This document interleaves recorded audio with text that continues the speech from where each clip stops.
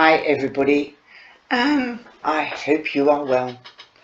Well, there is some news about Lily. So somebody's seen her, and the milkman has come through and given some details according to Maeve's mother, who told her that the milkman had seen something. That was in chapter 16.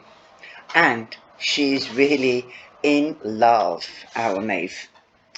She's really becoming a grown teenager. So let's start at chapter 17. I hope you're enjoying the book. Let me know if you do enjoy it. Because I hope I do. Okay, chapter 17. I dream about the housekeeper again that night. A cold snap hits and I wake up with clouds of my own breath hanging in the air. That must really smell, because she's been drinking wine, remember? And she was sick. I'm following the housekeeper along the beg, but she is perpetually a step ahead of me. I snatch at her gown, her wet hair, her icy sculpted fingers, but I can never get a grip on her. When we reach the underpass, she turns around to face me. That's when the water comes. The muddy river water that fills up my stomach and lungs, spilling out of my mouth, dirty and tasting like copper. Sometimes I get a sense that Lily is there, watching somehow. It's not something I can explain or point to, just a general feeling that only makes senses in the slippery, dreamy logic of the housekeeper's world. Lily is there, but not visible. On Monday morning I see Rue on the bus. "Hey," he says, moving aside to make room for me. "Wow, are you okay?" "Yeah," I reply abruptly, scanning my uniform for stains. "Why?" "You look like you haven't slept, and believe me, I know what that looks like." "I haven't," I say, and for a moment I consider telling him about the dreams, and the housekeeper, and the sense that Lily is close but unable to show herself, but it's too much, too weird, too silly. And this theory about COB, is solid, even if it doesn't exactly ring true in my head. "I'm just worried about her," I say, truthfully, "and I don't know. I just have this feeling that she's nearby."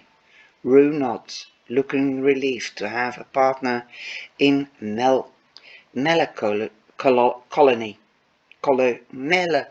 Sorry, sometimes I can't get my tongue around words. I know, get stuck with words, especially if you've been talking and doing things all day. "Melancholy. What are you doing tonight?" he asks. "Nothing. There's a COB meeting in town. They approved my Facebook request. Do you want to come?" Sure, if you think it's safe." "What? Are you afraid of getting brainwashed by Chambers?" "Are you afraid of getting brainwashed?"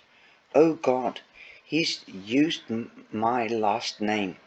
Lord protect me from beautiful musicians who call me by my last name." "No," I replied, my voice a whole octave higher than I want it to be. "Let's do it. The meeting is at 8. Meet you at the river around 7. We can walk in together." "Sure, great." The river, the site of nightmares and constant sexual rejection. That day, the story of the woman with Lily is around the whole school. It soars the glamour for the girls. Sorry about this. It soars the glamour for people. I think running away with a strange man or even being kidnapped by him has a hot tinge of danger to it. Running away from a strange woman is different proposition. I hear one girl say. I guess it makes sense. She was a lesbian. Oh, come on, says another. Everyone knew Lily O'Callaghan was a lesbian. Have you seen her brother? I know. Clearly it runs in the... and it was silent again. I walk out of the room. I don't think anybody notices at lunch. I walk out of the room. I don't think anybody notices. At lunch, I tell Fiona about the almost kiss in Under the Pass. She is furious, which is comforting. You can't just do that, she rails. You can't just... What did he do again? Sort of. Nothing. He steadied me from falling over. Then his face was, I don't know, very close to mine. It sounded sexier the first time. Go through it again. So I do. The darkness, our bodies touching, the slight warmth of his breath on my lower lip, the way he said we were playing sardines again. Ugh, kill me dead. Why do you think he's being so, I don't know, such a tease? Wow, problematic. You know that what I mean.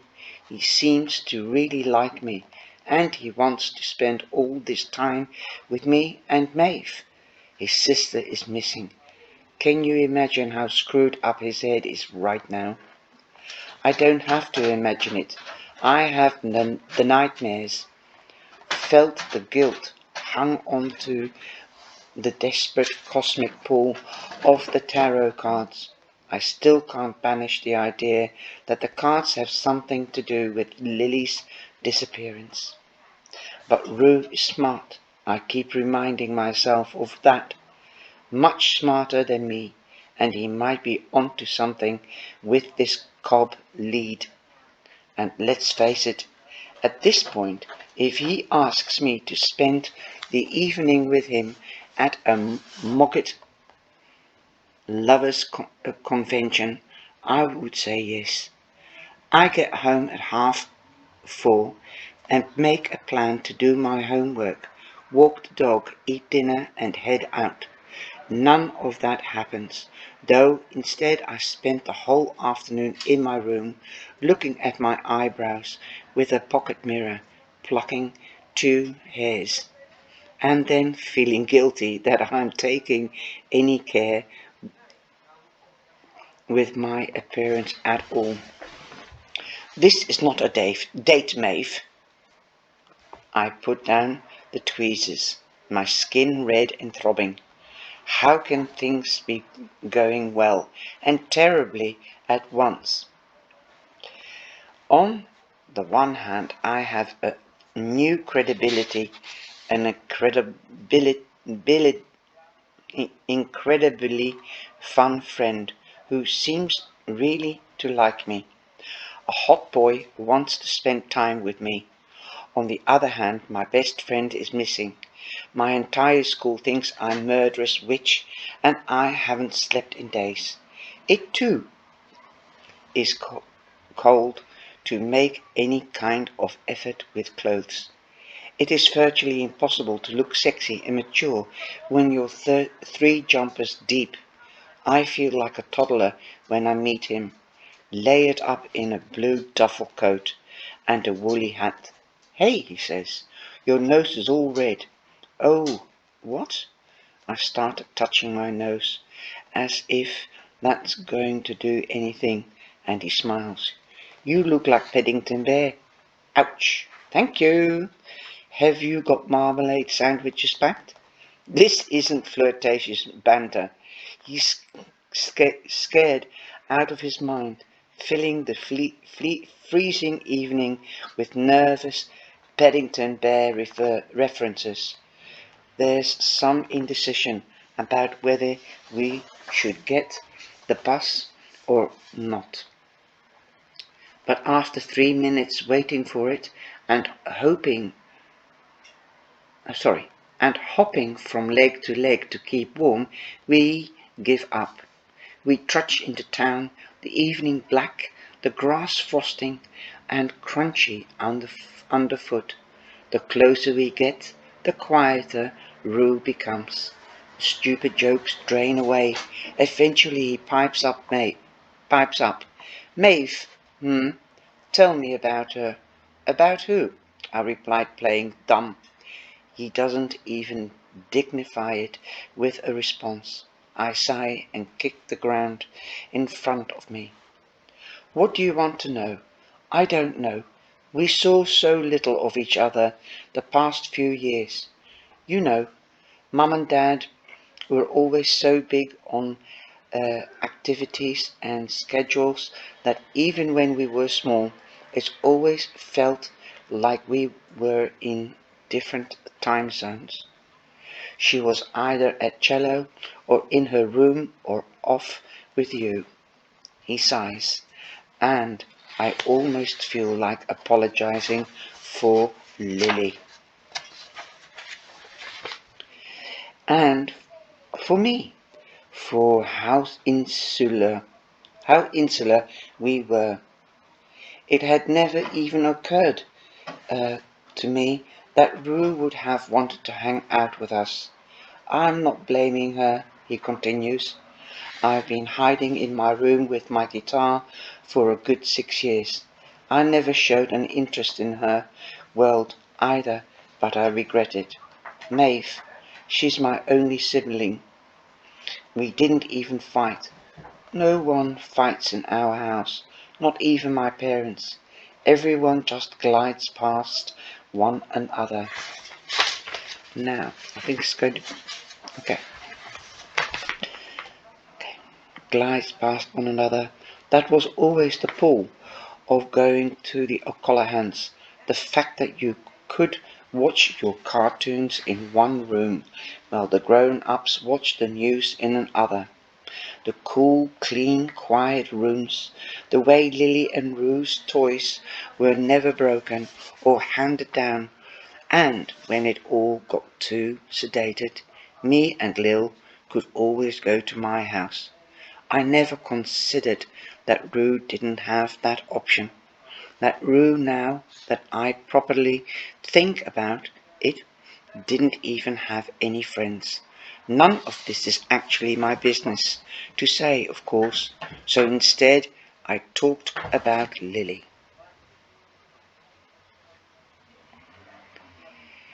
Do you know how she was left-handed? Oh, come on, Chambers, I said. We weren't close.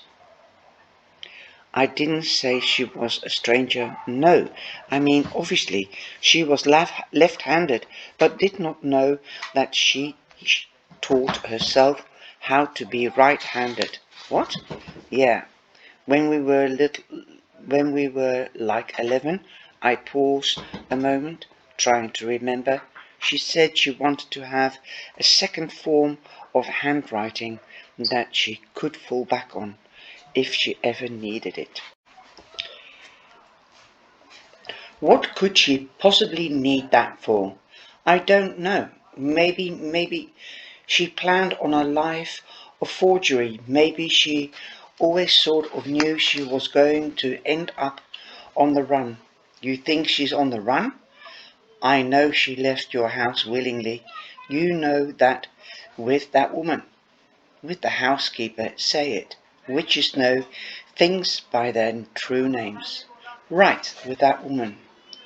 He slows down, takes his phone out of his pocket, then reorientates himself based on the blue arrow on his screen. Are we almost there? I think so. The invite says Elysian Quarter, but I don't know where that is. And Google Maps doesn't seem to have a clear idea either. We are standing on a narrow street at the edge of the city. Every building seems to be an anonymous-looking apartment block. There's a pub, winking yellow light in the distance, but nothing that looks remotely like a meet-up space. I shiver and stamp my feet. I hope it's warm inside. I know, right? They said it might snow later. It never snows properly here. At that moment, two boys and a girl push past us, bullyish and hurried. We shrug at each other and fall in casually behind them as they turn into a courtyard and hit the buzzer on one of the apartment buildings. The trio eye us critically, but don't say anything. Hi, I say, unable to maintain the tension. Hey, one of the boys says eventually. He's a couple of years older than me, but has a kind of red-rimmed watery eyes that you initially mistake for tears and then realize, no, that's just his face. The buzzer sounds and the door to the apartment building pops open. We trail in an elegant lobby and look for the lift. Rue flashes his phone at me. Apartment 44, floor 8, Elysian Quarter. We are definitely in the right place. We get into the lift with the other three hugging our elbows to our ribs. In the cramped, mirrored box, Rue hits the 8 button. It's only then do I feel comfortable getting a good look at our companions, peering into the mirror rather than directly into their eyes. The girl reminds me of Lily, although I can't figure out why. She doesn't look anything like her, but there is some quality the two of them share, and that I can't quite put my finger on it. A squirming discomfort, a sense of being unable to relate to the physical world. Are you guys here for the meeting? I offer. They don't say anything, but the girl unconsciously nods, and Rue smiles at her. I'm really excited for it to start, he says, maintaining careful eye contact with her, and she smiles back. It is just your first? Yep, you got the invite today, Rue replied smoothly. I'm so glad that they let me join the Facebook group. How long did you have to wait to be accepted? She responds, her eyes round and excitable. 2 days. The two guys look at each other sharply, and the girl makes an "oh" shape with her mouth. 2 days, she gasped. I had to wait 2 weeks. The lift doors open and we trail up the halls. It smells like chlorine. The girl sees me sniffing and grins at me. It's because we are near the roof, she says, glee in her voice. There's a pool on the roof, and in the summer we are going to be allowed to use it. When we get to the apartment 44, the boy knocks on the door and I'm expecting some kind of secret password to be uttered. None comes. Instead of the door flings open, and a tall, blond man in his mid-20s welcomes us in. He's all smiles, and I immediately recognize him as one of the men from the basement. Clara, Ian, Cormac, he says, ushering them in. He takes an extra moment considering us. Rory, he smiles benevolently. I'm so glad you were able to come. I'm Aaron, the chapter leader. Please make yourself at home. He shakes Rue's hand rigorously, the whites of his knuckles glowing. And you brought a guest, he says, his eyes scanning me. You know, we have a very strict policy here around the guests, especially on your first meeting. We don't allow it, Rory. Yes, I'm sorry, Rue says, grappling for an excuse. I didn't realise, and I just thought that Maeve might benefit from. The man puts his hand up. Don't worry, Rory, we can make an exception this time. He turns to me. Hello, Maeve, I'm Aaron. He takes one quick look at my blue duffel and smiles. Can I take your coat? I shrug it off and give it to him. Wow, he says, his voice mildly flirtatious. And here was I, or me rather, hoping you had a wedding dress on under it. So he has recognized her from the basement as well. Now, that was chapter 17. I hope you've enjoyed it. See you in the next chapter. Ciao, ciao.